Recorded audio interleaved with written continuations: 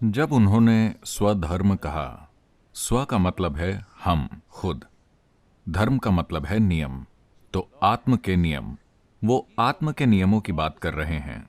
आत्म का स्वभाव क्या है, ये कैसे काम करता है, आपको इसके साथ क्या करना चाहिए। जैसे भौतिक के नियम हैं, वैसे ही आत्म के भी नियम हैं। वो कह रहे हैं आपको आत्म के नियमों से जीना चाहिए, न कि भौतिक नियमों से। अगर आप भौतिक नियमों से जीते हैं तो ये होगा, आज हम दोस्त हैं, कल कुछ होगा और हम लड़ने लगेंगे। हाँ या ना? हाँ, आप वहां बैठे हैं, मैं यहां बैठा हूं, हम अच्छे हैं।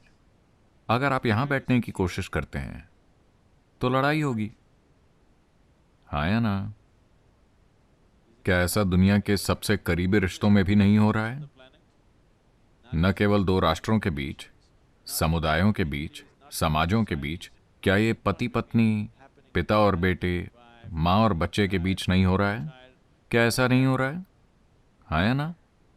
क्योंकि ये भौतिक के नियम हैं कि आप वहां बैठेंगे, मैं यहां बैठूंगा, कभी कभार मैं वहां आऊंगा, हम ये करेंगे, अगर हम चाहें तो हम गले लगेंगे। लेकिन अगर मैं आपके सिर पर बैठूं या आप मेरे सिर पर बैठें तो ये काम नहीं करेगा। हाँ या ना? अब बार बार एक मक्खी यहां आकर बैठती है। शुरू में वो सिर्फ यहां बैठी, कुछ समय बाद वो काटने लगी, फिर चुक। हाँ या ना? शायद आप उसे पकड़ ना पाए, लेकिन आप उसे पकड़ना चाहते हैं, है ना? तो भौतिक की यही प्रकृति है। तो कृष्ण कह रहे हैं कि अगर आप भौतिक के नियमों से चलते हैं, अर्जुन शोक प्रकट कर रहे हैं, मैं अपने भाई को कैसे मार सकता हूं, मैं अपने दादा को कैसे मार सकता हूं, अपने गुरु को कैसे मार सकता हूं, क्योंकि इस युद्ध में वो दूसरी तरफ हैं। तो कृष्ण कह रहे हैं, देखिए, अगर आप भौतिक के नियमों से चलते हैं तो आपको मारना होगा।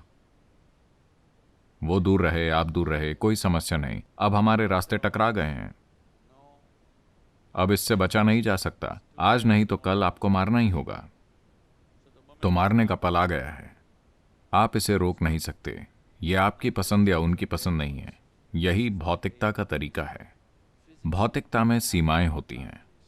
अगर सीमाएं पार हो जाती हैं तो, आया ना? हर किसी के लिए, इस दुनिया में हर किसी के लिए आपकी एक सीमा है। हाँ, आपका दुश्मन यानी सीमा वहां है, अगर वो उसे पार करता है तो परेशानी होगी। आपका पड़ोसी यानी सीमा वहां है, अगर वो उसे पार करता है तो परेशानी होगी। आपका दोस्त यानी सीमा यहां है, अगर वो उसे पार करता है तो परेशानी होगी। आपके पति या पत्नी यानी सीमा यहां है, लेकिन अगर वो उसे पार करते हैं तो परेशानी होगी। आपका बच्चा यानी सीमा यहां है, लेकिन अगर वो उसे पार करता है तो परेशानी होगी। हाँ या ना? तो हर किसी के लिए एक सीमा है कि नहीं? चाहे वो आपको जितने भी प्रिय हों, क्या एक सीमा नहीं है? एक सीमा है या नहीं? एक सीमा है ना? अगर हम सीमा बनाए रखते हैं, येलो लाइन को देखिए। अगर आप सीमा को बनाए रखते हैं तो भौतिक दुनिया में चीजें काम करती हैं।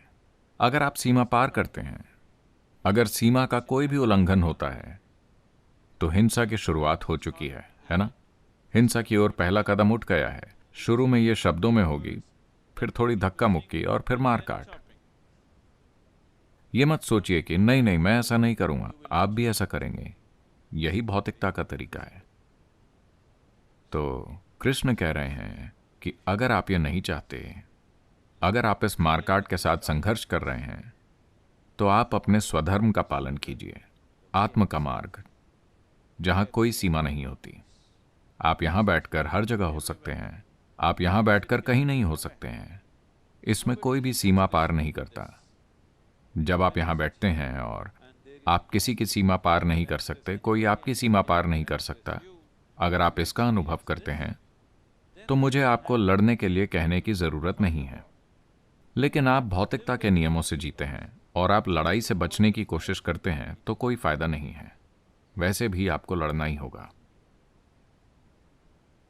तो इसका पालन कैसे करें? आपको अंदर की ओर मुड़ना होगा। अगर आप भौतिकता के तरीके से जीते हैं तो टकराव बस एक कदम दूर है कि नहीं? हाँ या ना? किसी के साथ टकराना सिर्फ एक कदम दूर है, हमेशा। आपको इससे बचना होगा। आप हर समय बच रहे हैं, है ना? अगर आप नहीं बचते तो आप किसी न किसी के साथ यूं टकरा ही जाएंगे। तो यही स्वधर्म है।